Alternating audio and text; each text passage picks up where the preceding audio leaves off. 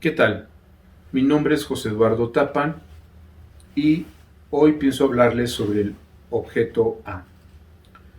Es importante pensar que esto es una propuesta esencialmente lacaniana.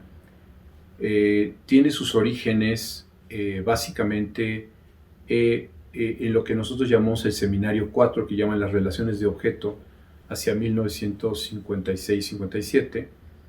En ese trabajo, lo que hace Lacan es preguntarse, o sea, la pregunta primero tiene que ver con la dinámica. Freud nos decía que de alguna forma hay un principio inconsciente que nos está, que es la pulsión, que nos está empujando hacia hacer una serie de cosas, ¿no? Y Lacan lo que propone es que no es una fuerza en el sentido que salga de la pulsión, es decir, es un empuje, sino que es un atrapamiento. Por eso lo llama objeto causa del deseo.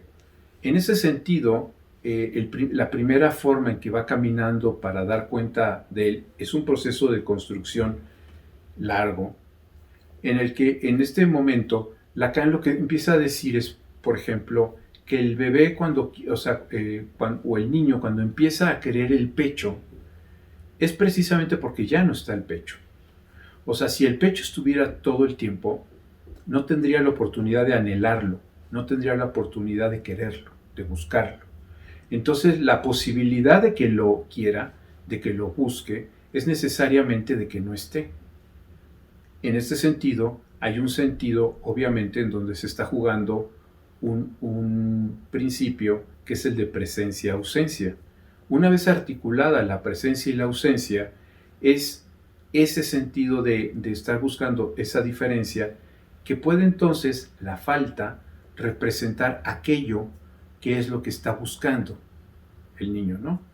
Entonces, lo que Lacan propone es que todos esos objetos que el niño busca, en realidad no es que busque esos objetos, cada uno de esos objetos, sino o bien sí es lo que está buscando, pero el principio en que se sostiene ese mecanismo es esta parte en donde, gracias a que no estuvieron, gracias a que hay una falta, es que él puede entonces querer esos objetos. No se puede, en este sentido, querer lo que se tiene, sino se anhela aquello que se puede acceder a él. Bajo este principio, entonces, estamos hablando de un objeto en falta. O sea, la falta de este objeto es lo que precisamente es el motor. De ahí Lacan empieza a caminar para ir construyendo este sentido de lo que es este objeto que falta, y él mismo se empieza a dar cuenta que no es que falte en el sentido en el exterior, no falta en las situaciones que están fuera de sus condiciones, sino es una falta del sujeto mismo. Es decir, la condición de posibilidad para que el sujeto pueda estar en el mundo es su condición de falta intrínseca.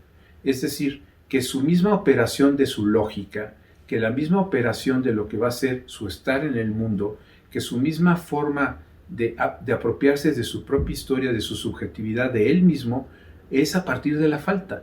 Entonces empieza Lacan a darse cuenta de que estamos hablando de una condición ontologizable, en donde es esta falta la condición del ser.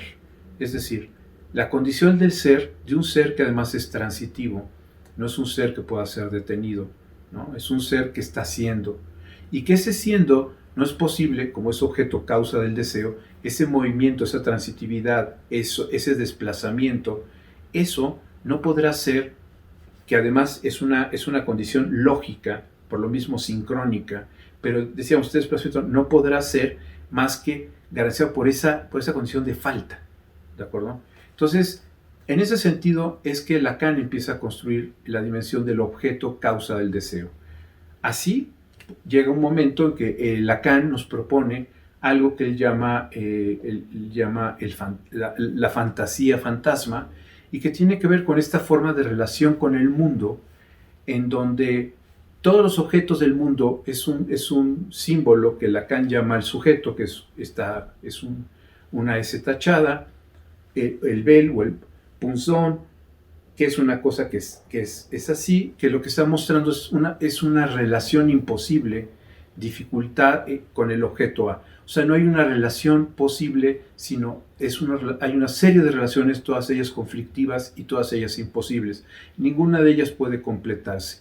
Y ese objeto A, ese objeto causa del deseo, ese objeto es la falta, y ese objeto falta es la relación con el mundo. De esa manera, Lacan nos está diciendo que toda la relación con el mundo es fantasmática, es fantasía, está atravesada por la fantasía. No podemos relacionarnos con un mundo sin esa fantasía, ¿de acuerdo? Y esa fantasía, esos motores de la fantasía, eso que hace que nos movamos en todas las direcciones, tiene que ver con una serie de establecimientos de carácter lógico. Y esos establecimientos de carácter lógico están de alguna forma atrapados, como decíamos, a estos objetos que están siendo falta, que son causa del deseo. Por eso es este sentido metonímico de que una vez que se tiene una cosa, se quiere otra, se quiere otra, se quiere otra. O sea, en este sentido el deseo es insaciable. O sea, el deseo en realidad no quiere algo precisamente, sino lo que quiere es desear, es mantener esta condición de falta para que el mecanismo mismo, el principio mismo del movimiento se siga perpetuando. Desde luego que tenemos la ilusión, la fantasía de que esos objetos van a ser aquello que va a cumplir ese sentido de satisfacción, pero es efímera, dura unos momentos y buscaremos otros y otros y otros. Lacan, posteriormente, para empezar a elaborar estos conceptos, se da cuenta que este concepto de objeto no es suficiente para dar cuenta de las operaciones de la subjetividad humana. Y entonces dice, hay algo que falla de forma intrínseca a la condición del orden simbólico. El orden simbólico, si lo quieren ver ustedes de alguna manera, está como agujereado, está como perforado. Y esas perforaciones, esos agujeros, tienen que ver precisamente con ese registro del objeto A en tanto faltas, en tanto imposibilidades, en tanto lo único que tenemos cuando nos aproximamos a estos agujeros, a esta falta, que es lo que representa entonces el objeto A, es esta parte de intento de bordear el agujero, porque el agujero es precisamente eso, es esta parte donde lo que podemos advertir son sus bordes, sus delimitaciones, los límites, y entonces desde ahí es que Lacan empieza a construir ya, digamos, un objeto A mucho más complejo, porque entonces ya no puede ser solo revisado o apuntalado en los objetos del mundo, en las fantasías, sino lo empieza a colocar del lado de la operación misma del orden simbólico y desde luego de lo que va a ser lo real y lo imaginario. Recuerden que en ese momento Lacan lo pone en el centro. Estamos hablando de lo que se llama el Seminario 22, que es cuando ya habla de las relaciones de lo real, lo simbólico y lo imaginario, ya habla del nudo Borromeo. Y entonces todo el nudo Borromeo, si lo quieren pensar de alguna forma, son una serie de órbitas que están alrededor y que en el centro tienen un hoyo, ¿no? Un hoyo negro. Y que cada uno de lo real, lo simbólico y lo imaginario, son una especie de, como les decía, de órbitas en donde las cosas se van entrecruzando, entreverando, lo real con lo imaginario, lo simbólico, y van generando esta dinámica que es lo que nosotros llamamos realidad, estar en el mundo. Ese es el sujeto. Esas son las condiciones donde estamos sumergidos nosotros mismos. O sea, estamos hablando de toda experiencia humana no puede ser más que comprendida a partir de estos principios, de estos ordenamientos, en donde en el centro tenemos este vacío y alrededor de este hueco, de este hoyo, es precisamente que empieza a orbitar todo lo que va a ser nuestra estructuración psíquica pensada borromeicamente, ¿no? A partir del nudo Borromeo.